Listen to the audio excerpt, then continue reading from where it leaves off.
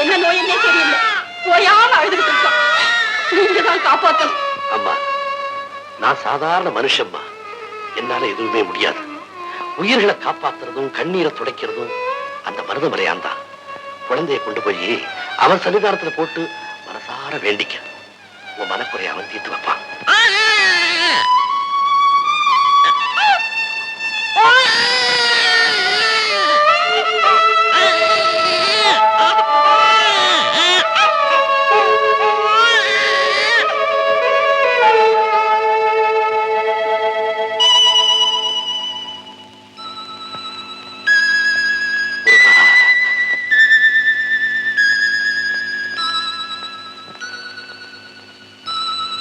போயிட்டு வரேன் சாமி.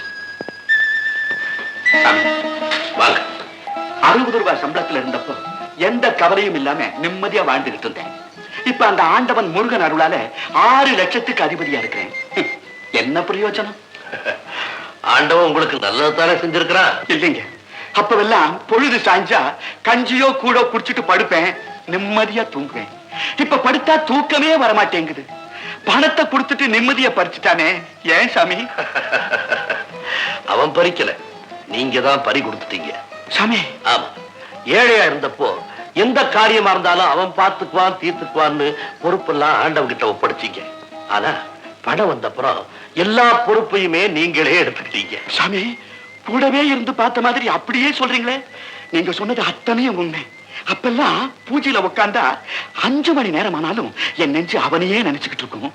இப்ப பூஜை செய்ய போனா 1/2 நிமிஷம் கூட அவனை நெஞ்சார நினைக்க முடியல. அவ்வளவு பிரச்சனைகள். உங்க மனக்குழப்பத்துக்கு காரணம் இப்ப உங்களுக்கே புரிஞ்சிருக்கும். இத பாருங்க, ஒவ்வொரு நாளும் ஆண்டவனை எவ்வளவு நேரம் நினைக்கிறீங்களோ அவ்வளவுக்கு அவ்வளவு நிம்மதியும் அமைதியும் கிடைக்கும்.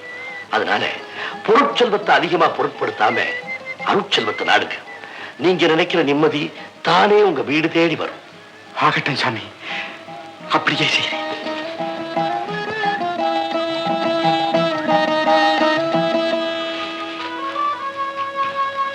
வணக்கம் சாமி.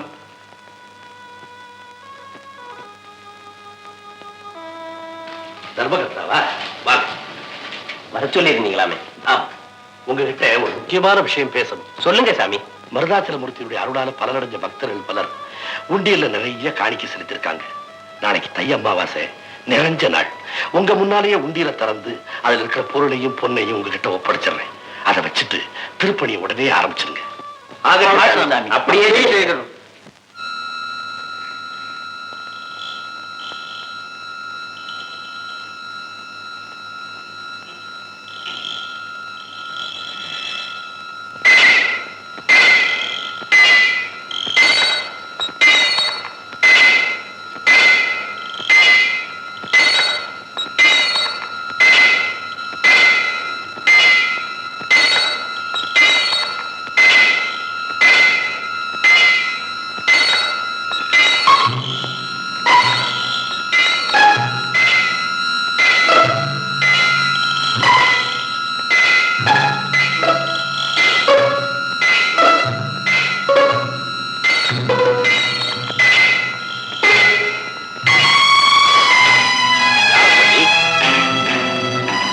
என்ன செய்யற?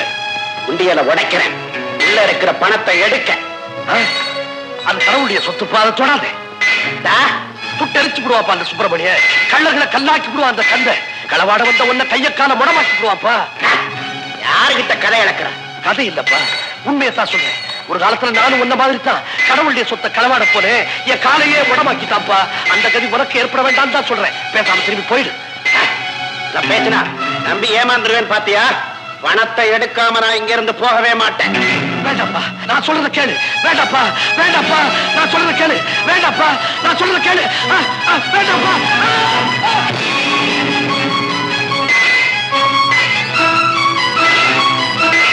வேண்டாப்பா, தெய்வ சொத்தை தீண்டாதப்பா. வேண்டாப்பா, நான் சொல்றத கேளு. வேண்டாப்பா, நான் சொல்றத கேளுப்பா. வேண்டாப்பா. நந்தி, இங்க இருந்து போக மாட்டேன். நீ சத்தம் போட்டா யாருக்கு கேட்காது. அதை நான் தெரிஞ்சுட்டு தான் இங்க வந்திருக்கேன். மரியாதை போய் என் உயிர் போனாலும் உன்னால விட மாட்டேன். போயிடு. முடியாது, போயிடு. முடியாது, போயிடு.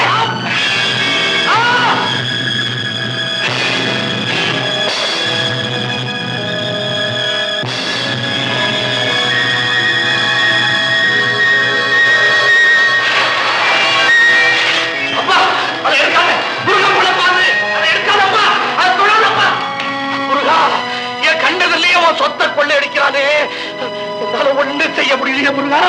மருதமலையாரே, நீ பார்த்துக்கிட்டு சும்மா இருக்கிறியப்பா. இந்த அநியாயத்தை கேட்க யாரும் இல்லையா? இந்த அநியாயத்தை கேட்க யாரும் இல்லையா? முருகா, முருகா, எனக்கு சக்தியை கூட முருகா, எனக்கு சக்தியை கூட முருகா. முருகா, முருகா.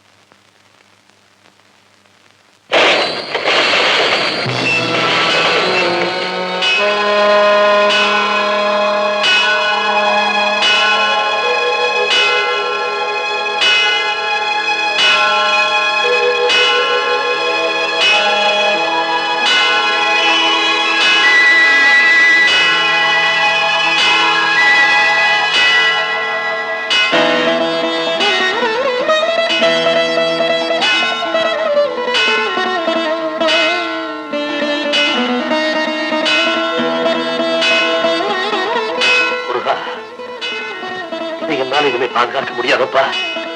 இது உன்னுடைய சொத்து, உங்ககிட்டயே ஒப்படைச்சிட்டேன்.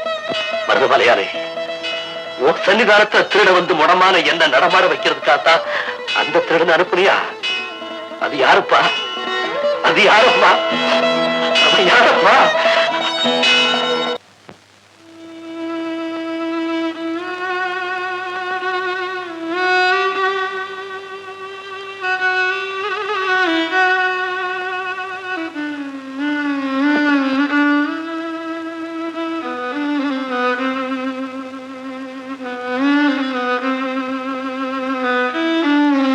வேலம்மே, வேலம்மே,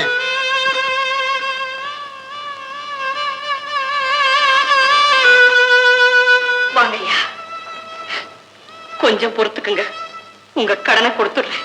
கடனை கேட்க வரலம்மா, உன் கணவரை பத்தி சொல்ல வந்திருக்கேன். ஐயா, நீங்க அவரை பாத்தீங்களா? எங்க இருக்காரு? நல்லா இருக்காரா? உடம்பு கொண்டு இல்லையே, என்னை பத்தி கேட்டாரா? அவர் என் கையால சாப்பிட்டு எத்தனை நாள் ஆச்சு. நீதாமா அவரை பத்தி கவலைப்படல, உன்னை பத்தி அவர் கவலையே படல. சுவாமி மலையிலே மேல திருவிழா மோகனாங்கிற பொண்ணு கூட வாழ்க்கை நடத்திட்டு இருக்காரம்மா, வாழ்க்கை நடத்திட்டு.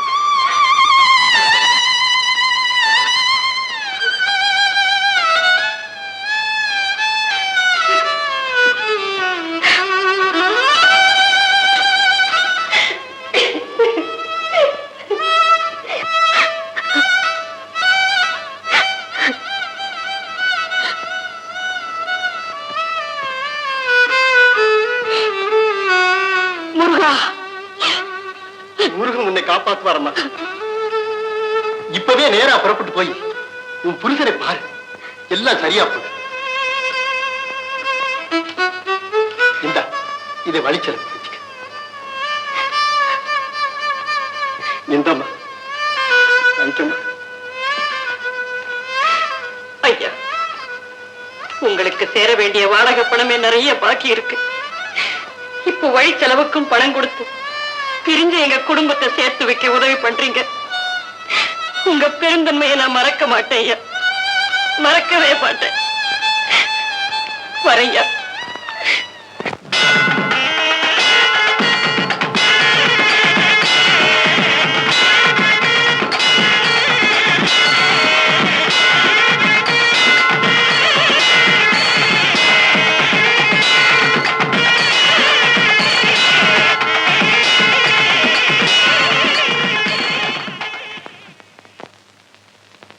சாமிநாதன் ஓ புருஷனா? ஏற்கனவே கல்யாணம் ஆடவன் எனக்கு தெரிஞ்சிருந்தா அவனுக்கு வீடே கொடுத்திருக்க மாட்டேன். போன வாரம் வந்திருந்தா உன் புருஷனை பார்த்திருக்கலாம். நீங்க என்னமா சொல்றீங்க? 4 நாளைக்கு முன்னாடி அந்த மேனா மினிக்கு திடீர்னு காணாம போயிட்டா. அவளை தேடிக்கிட்டு உன் புருஷனை வீட்டை காலி பண்ணிட்டு போயிட்டான். அந்த முருகனுக்கும் வள்ளிக்கும் இன்னைக்கு திருமணம். அந்த திருமண திருவிழாவில கல்யாணமானவங்க எல்லாம் போய் நினைச்சதை நடக்கணும்னு வேண்டிக்குவாங்க. போமா, நீயும் போய் உன் குறைகளை சொல்லி நல்லா வேண்டிக்க. போமா, போ.